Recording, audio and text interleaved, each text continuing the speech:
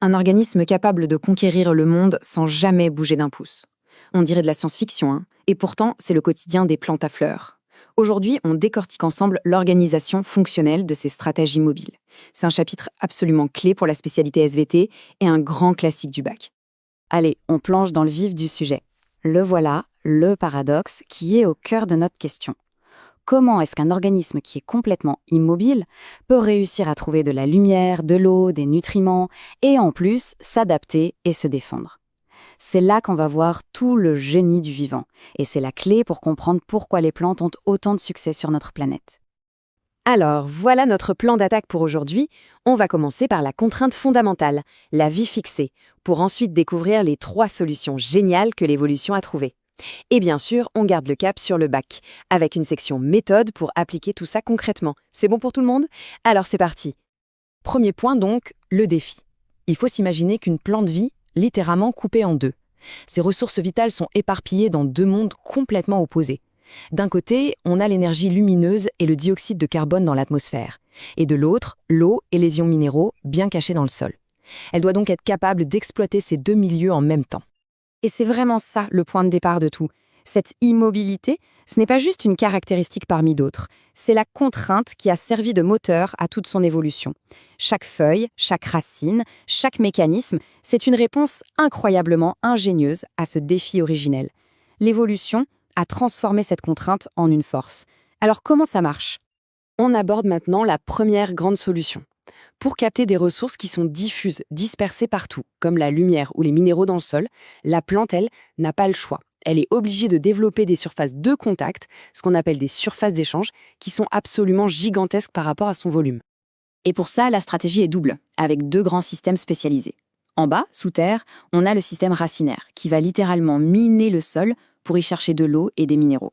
Et en haut, au-dessus du sol, c'est le système collinaire, c'est-à-dire la tige et les feuilles, qui va lui moissonner l'énergie du ciel. 2 mondes, 2 stratégies, mais une complémentarité parfaite. Si on zoome un peu sur ce système racinaire, ce qui est fascinant, c'est que l'essentiel de la performance vient de ce qui est quasi invisible à l'œil nu. Les racines sont hyper ramifiées et à leurs extrémités, on trouve des millions de poils absorbants. Pour donner un ordre d'idée, chez le blé, on peut en avoir jusqu'à 2500 par centimètre carré. Et ce n'est pas tout. La plupart des plantes s'associent en symbiose avec des champignons pour former ce qu'on appelle des mycorhizes.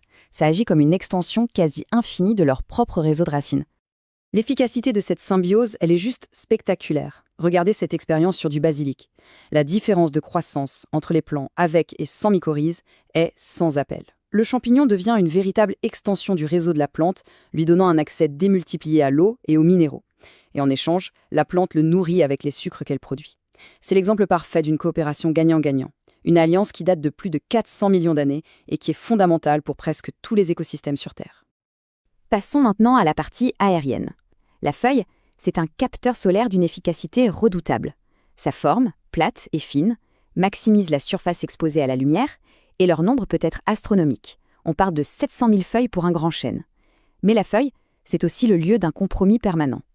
Pour faire entrer le CO2 qui est indispensable à la photosynthèse, elle doit ouvrir des pores microscopiques, les stomates.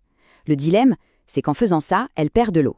La plante doit donc sans arrêt réguler leur ouverture pour maximiser son gain en carbone tout en minimisant sa déshydratation. C'est bien beau de capter l'eau tout en bas et de produire des sucres tout en haut, mais comment on connecte les deux? C'est la deuxième grande solution, un double système de transport interne, une sorte de plomberie ultra sophistiquée qui parcourt l'intégralité de la plante. Alors pour connecter les racines et les feuilles, la plante utilise 2 autoroutes bien distinctes. La première, c'est le xylème.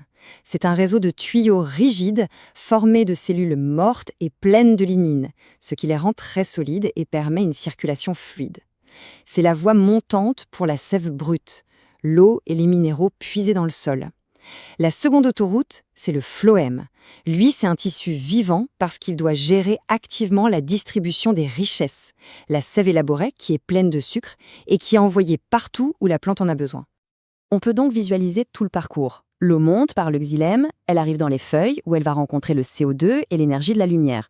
Hop, la photosynthèse se fait, les sucres sont produits et ils sont ensuite chargés dans le phloème. De là, ils sont distribués partout pour nourrir l'ensemble de l'organisme, des racines jusqu'aux bourgeons. C'est une boucle logistique parfaitement intégrée. Troisième et dernière solution, et c'est peut-être la plus fascinante. La plante n'a pas de plan de développement figé, comme un animal.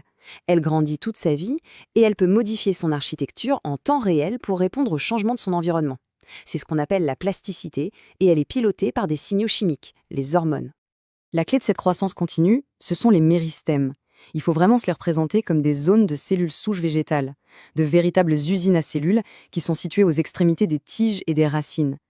Tant que la plante est en vie, ces méristèmes se divisent.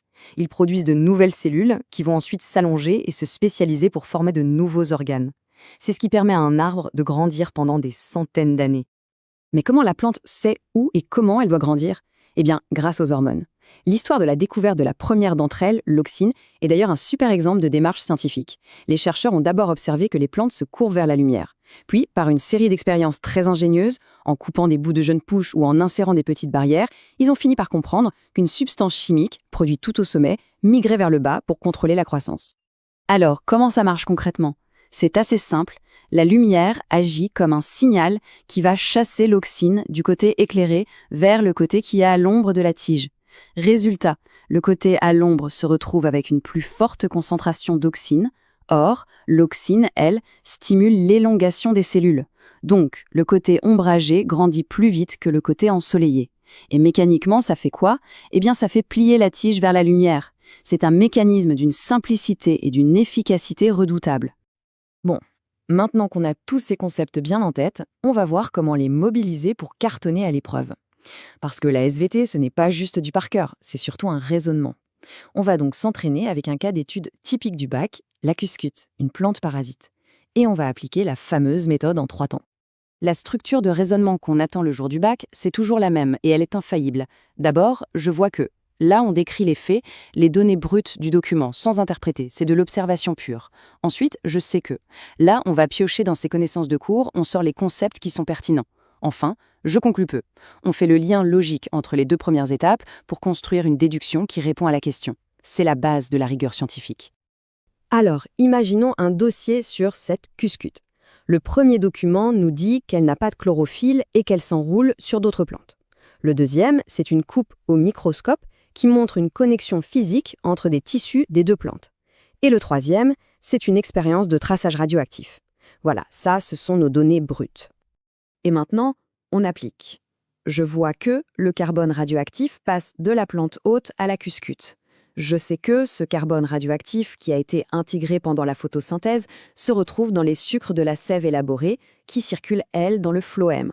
Je conclus donc que la cuscute a développé des structures spéciales qui lui permettent de perforer le phloème de son hôte pour lui détourner sa sève élaborée à son propre profit.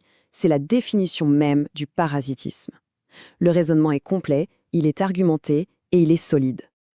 On termine avec le bilan.